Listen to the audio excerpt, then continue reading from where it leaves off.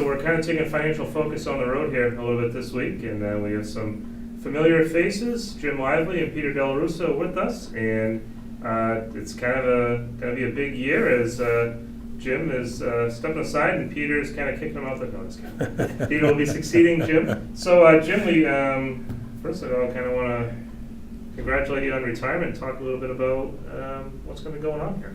Well, I appreciate it. One of the big questions that seems to be on people's minds these days is, what are you going to do with yourself? And then the other one was, how'd you get in this business in the first place? And I just did an interview for the Brockton Enterprise this morning, and one of the things that I talked about is I never intended to be a banker.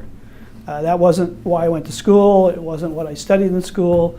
But ultimately, I ended up getting an internship with a bank in Maine. I went to school at the University of New England and looking for a job, part-time job, and they said, well, we have something different. Would you like to do an internship at a financial institution? I said, sure. I mean, I have no idea what that's all about, but I'd be glad to give it a try. So I ended up doing a internship with the Casco Bank and Trust Company in Portland, Maine, which, sad to say, is no longer in business these days, but I did that my junior and senior year, and upon graduation, they were kind enough to offer me permanent employment. So still remains a very important aspect of my banking career personally. And then ended up moving back to the Boston area and working for some local banks in Greater Boston. And over time, you end up commuting into the city. I was living in Plymouth at the time, and Plymouth Carver area. And you take the bus, or you ended up driving up and grabbing the subway, or you tried to carpool it, whatever. And it becomes a long day. And I was turning an 8-hour workday into 12-hour days, just a lot of it sometimes 2 hours commuting each way.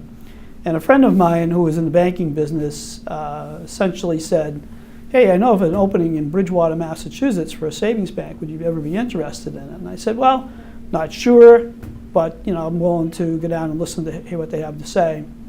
Ended up meeting the president. We kind of clicked the first day, and about a month later, I ended up starting work here as the treasurer of the bank. And over the years, sort of progressed through a number of different positions in various areas of the bank, and finally, becoming president and CEO of the bank in 1995. So it's been 21 years so far. And it's been a very rewarding experience. It's been a kind of unique opportunity to balance, your life at home with work and community service and things like that. And Bridgewater community has been very supportive of the bank, and I know Peter and I both appreciate the support that the community has given to the bank, and I know we'll continue to give to Peter in the years ahead. The things that I think that we've been able to see change here at Bridgewater Savings Bank primarily, we progressed from being a two-office bank that really was, quite honestly, behind the times, to being a full-service financial institution now that offers a great deal of products and services to business owners, homeowners, and consumers. We have a wealth management function today. Actually opened up a new office last year out on Pleasant Street, which provides trust services, mutual funds, annuities, life insurance products.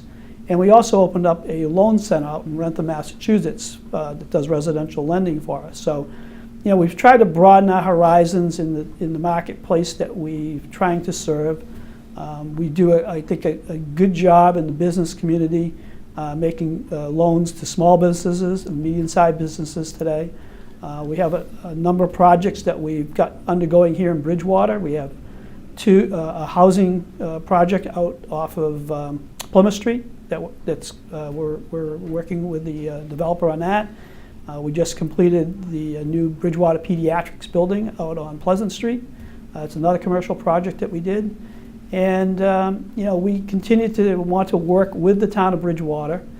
We have had regular meetings over the last couple of years with the town planner and the town manager, Mike Dutton, trying to make sure that the town knows that Bridgewater Savings Bank is willing to work with the community, particularly in the revitalization of downtown Bridgewater. and we want to continue to be a catalyst for business development in the town. So I know that in the years ahead, I think you'll see some new things happen here at the bank under Peter's leadership, and he's going to talk about that. I'm looking forward personally to spending some time with my grandchildren. I have 2 granddaughters that live up in New Hampshire. Also, I have a home down in the Cape in Brewster that I find it harder and harder to leave every time I go there. So be able to enjoy a lot more outdoor activities, which really haven't had a significant amount of time to do, but I'm looking forward to doing that. And always wanted to travel. Really never got out and did enough travel in my lifetime. So my wife and I are looking forward to spending some time together and seeing some different things across this country, and maybe across into Europe and places like that. Well, I know you have Peter right here on your side. You guys, this should be a pretty easy transition because you've kind of worked in tandem here for quite a long time. Absolutely. Yeah.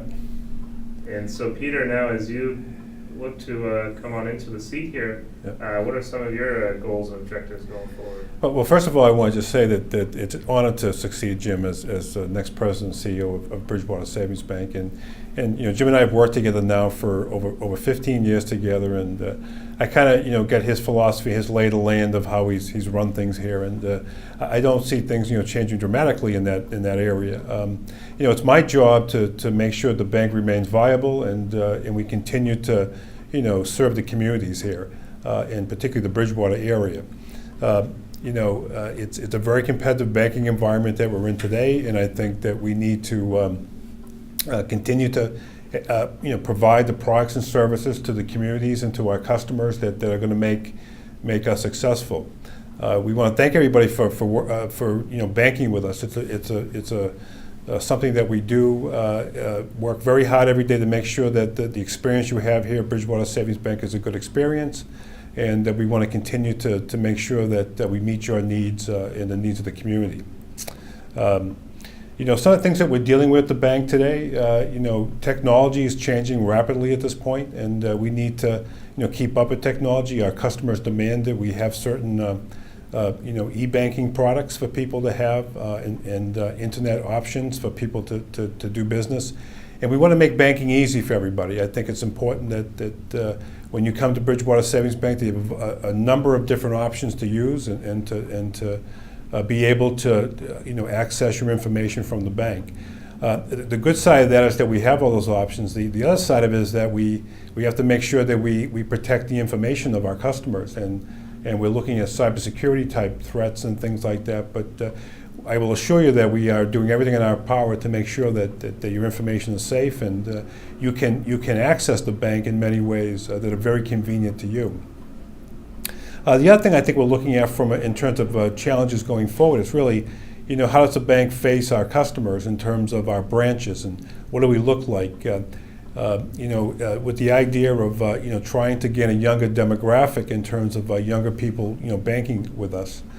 So I think all in all, I think that our customer base is very diverse. We have a very large customer base. We have young folks that deal with us. We have people that have been customers of the banks for 20, 30, 40 years, and it's providing the different types of services and level of service that each one of those segments of people need. So we will continue to do that. So, but that's something that we're looking at today. How do we handle that? How do we do that going forward? So, and I think lastly, I think one of the big things that we want to continue to do is really be a strong community partner with all the communities that we serve, particularly Bridgewater.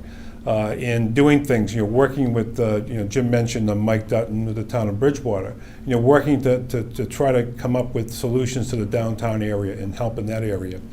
Work in terms of financial assistance with the senior centers here in town. Continue to work to provide better public safety for the downtown areas. And by the way, we did work with the town to upgrade the crosswalk areas in the downtown area. Also, things like the 4th of July parade. We want to be the main sponsor of those types of things. So yeah, to continue, and I know Jim has done a great job with this over the last 20 years in working with the community here. We stress that we're going to continue to do that, and make sure that we can provide value to the community, not just Bridgewater, all the communities that we serve in our market area. So. I know you guys have been a huge community partner, and I've had a chance to work with you on several committees in town, and I know your sponsorship has always been there.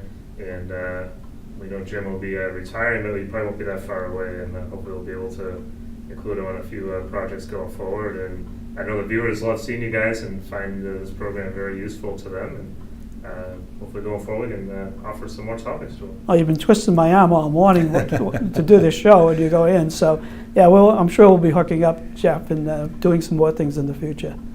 All right. Well, thanks for having us in the office today, and good luck on the transition. Always a pleasure. Thank you. Thanks.